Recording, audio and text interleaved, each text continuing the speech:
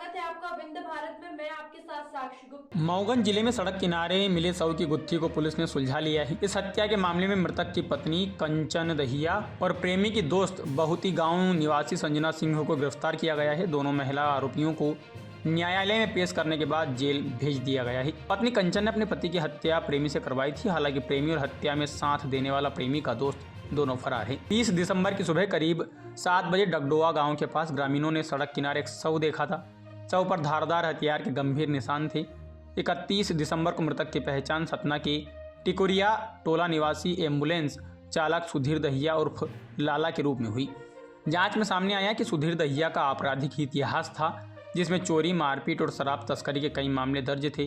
वह नशे में अक्सर अपनी पत्नी कंचन से मारपीट करता था। कंचन मूलतः प्रयागराज की रहने वाली थी और पिछले 12 वर्षों से सुधीर के साथ रह रही थी।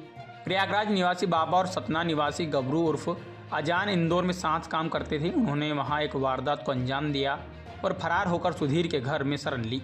बाबा का बहुती गांव की संजना सिंह से पुराना संबंध था, जहां वह अक्सर अपराध के बाद छिपता था।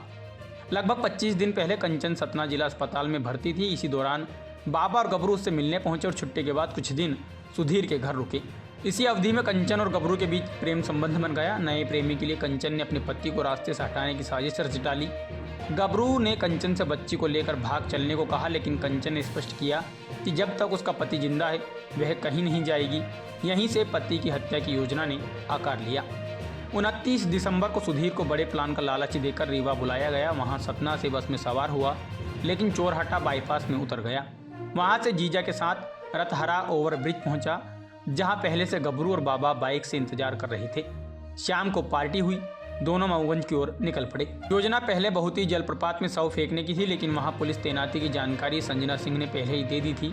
आखिरकार रात करीब 12 बजे सुधीर की बका से हत्या कर शव डगडोआ गांव के पास सड़क किनारे फेंक दिया गया। हत्या के बाद आरोपी सुधीर के ही मोबाइल से कंचन को फोन कर बोले काम तमाम हो गया। फिर दोनों आरोपी बहुती में संजना सिंह के घर रुके और सुबह प्रयागराज की तरफ फरार हो गए। शव की पहचान के बाद जब पुलिस ने मोबाइल कॉल डिटेल खंगाली तो कई चौंकाने वाले सुराग मिले। रोती बिलखती पत्नी भी पति का शव देखने मऊगंज पहुंची, लेकिन पुलिस को उसी पर सबसे ज्यादा शक हुआ। पुलिस ने बहुती गांव में दबिश दी तो एक बाइक बरामद हुई, जिसे आरोपियों ने इंदौर से किसी की हत्या कर बाइक छीनकर फरार हुए थे और दीपावली के समय संजना सिंह के घर पर आरोपियों ने जगह बनाई थी। वहीं बाइक छोड़कर चले गए। यह बाइक भी संदेहास्पद बताई जा रही है, जिसका चेचिस नंबर और इंजन नंबर दोनों आरोपियों ने मिटा दिए थे। आरोपी गबरू और बाबा दोनों अभी फरार हैं। इस घटना का मास्टरमाइंड गबरू, जो मूल रूप से मऊगंज जिले के देवरी शिवमंगल सिंह गांव का निवासी है। उसका असली नाम दिनेश पटेल, पिता मनोहर पटेल है। 20 साल पहले उसकी मां सतना चली गई थी। तब से दिनेश पटेल उर्फ गबरू इंदौर में रहने लगा था। दिनेश पटेल उर्फ गबरू के खिलाफ मऊगंज पुलिस थाने में वर्ष 2020 में चोरी के 2 अपराध दर्ज हैं।